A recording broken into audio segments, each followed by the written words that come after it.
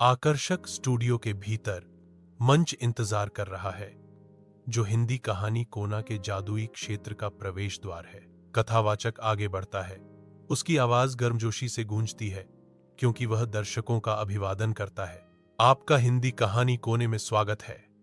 कथावाचक की आवाज गूंजती है, सभी को एक ऐसी दुनिया में आमंत्रित करती है जहां कहानियां मात्र कहानियों से परे हैं। तो तैयार हो जाइए, क्योंकि कहानी शुरू होने वाली है। कथावाचक के शब्द रोमांच, इतिहास और भावनाओं की गहराई का वादा करते हैं। पेशवा बाजीराव, अदम्य शौर्य की गाथा। साल 1720। जब मराठा साम्राज्य को एक ऐसे सेनापति की जरूरत थी जो सिर्फ तलवार से ही नहीं बल्कि बुद्धि और साहस से भी लड़ सके, तभी इतिहास ने बाजीराव बल्लाल को पेशवा बनाया। उस समय उनकी उम्र मात्र 20 वर्ष थी, लेकिन उनका आत्मविश्वास और दूरदृष्टि पूरे साम्राज्य की ताकत बन गया। बाजीराव ने कभी भी दुश्मन का सामना डर कर नहीं किया।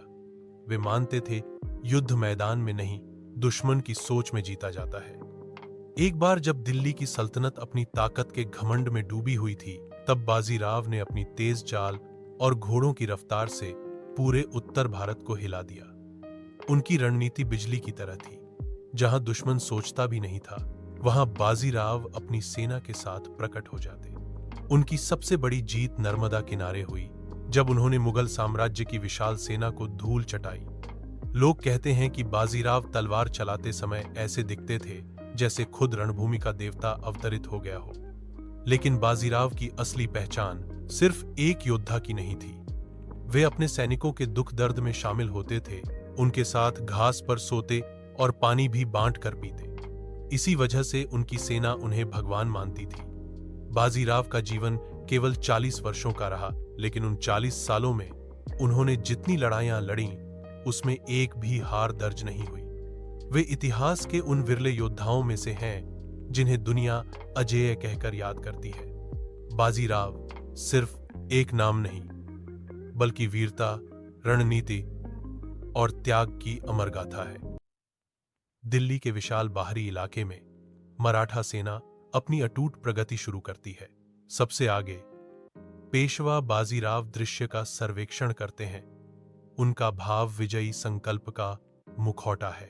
सैनिक आगे बढ़ते हैं, उनकी आवाजें एक एकजुट दहाड़ में उठती हैं। हर हर महादेव।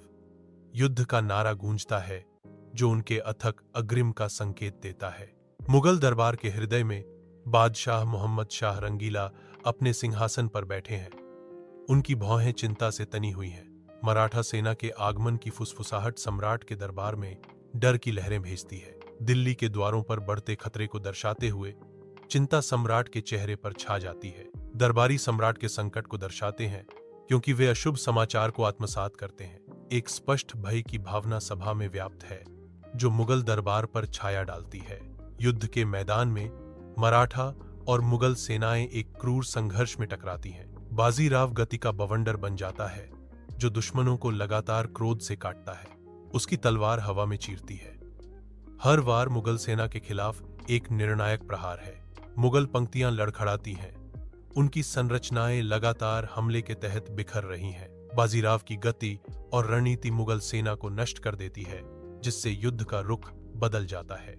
रात के शांत आवरण के नीचे बाजीराव और मस्तानी फुसफुसाते स्नेह से भरी जगह साझा करते हैं। बाजीराव मस्तानी को प्रशंसा से देखते हैं। आप न केवल सुंदर हैं, बल्कि एक योद्धा भी हैं। मस्तानी की आंखों में एक चंचल चमक नाचती है। वह उठती है। उसकी हरकतें तरल और घातक हैं, जो उसकी जबरदस्त तलवारबाजी का प्रदर्शन करती हैं। प्रत्येक हरकत घातक अनुग्रह का नृत्य है, जो उसकी योद्धा भावना का प्रमाण है। उसकी तलवारबाजी तेज और सटीक है। बाजीराव के घर में राधाबाई का चेहरा उनकी गहरी अस्वीकृति को दर्शाता है। कमरा अनकही तनाव से भरा है।